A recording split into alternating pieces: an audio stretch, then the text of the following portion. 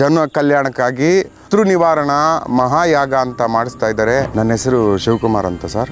ನಾವು ಒಬ್ಬ ಚಾಮುಂಡೇಶ್ವರಿ ದೇವಸ್ಥಾನದ ಅರ್ಚಕರು. ಸುಮಾರು ವರ್ಷಗಳಿಂದ ಗುರುಗಳ ಹತ್ರ ನಾನು ವಿದ್ಯೆ ಕಲಿತಾ ಇದ್ದೀನಿ. ಏನು ತಂತ್ರವಿದ್ಯೆ ಏನಿದೆ ಅದ್ರ ಜೊತೆಲಿ ಮಾನವೀಯತೆ ವಿದ್ಯೆಯನ್ನು ಕಲಿಸ್ಕೊಟ್ಟವ್ರು ಇವರು. ಆ ವ್ಯಕ್ತಿ ಬಗ್ಗೆ ಹೇಳ್ಬೇಕಂದ್ರೆ ಮಾತುಗಳಲ್ಲಿ, ವಾಕ್ಯಗಳಲ್ಲಿ ಸೆಂಟೆನ್ಸ್ ಬೈ ಸೆಂಟೆನ್ಸ್ ಹೇಳೋದಲ್ಲ, ಹೇಳೋದು ಒಂದೇ ಒಂದಾದರೆ ಮಾನವತಾವಾದಿ. ಇವತ್ತು ಎಲ್ಲ ಜನರಿಗೂ ಒಳಿತಾಗಲಿ ಅಂತ ಏನು ಭದ್ರಕಾಳಿ ಶತ್ರು ನಿವಾರಣಾ ಮಹಾಯಾಗ ಅಂತ ಮಾಡಿಸ್ತಾ ಇದ್ದಾರೆ.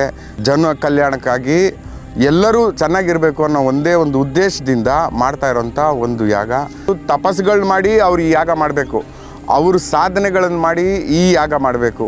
ಈ ಯಾಗಕ್ಕಿರೋಂಥ ಶಕ್ತಿ ಏನಂದರೆ, ಬಂದು ಅವತ್ತಿನ ದಿವಸ ನೀವು ಮುಂದೆ ಕುಳಿತುಕೊಂಡಾಗ ಯಾಗಕ್ಕೆ ನಿಮಗೆ ಗೊತ್ತಾಗುತ್ತೆ. ಅಲ್ಲಿವರೆಗೂ ಗೊತ್ತಾಗಲ್ಲ ನಿಮಗೆ, ಆ ಕುತ್ಕೊಂಡಾಗ ಅಷ್ಟೇ ಗೊತ್ತಾಗೋದು.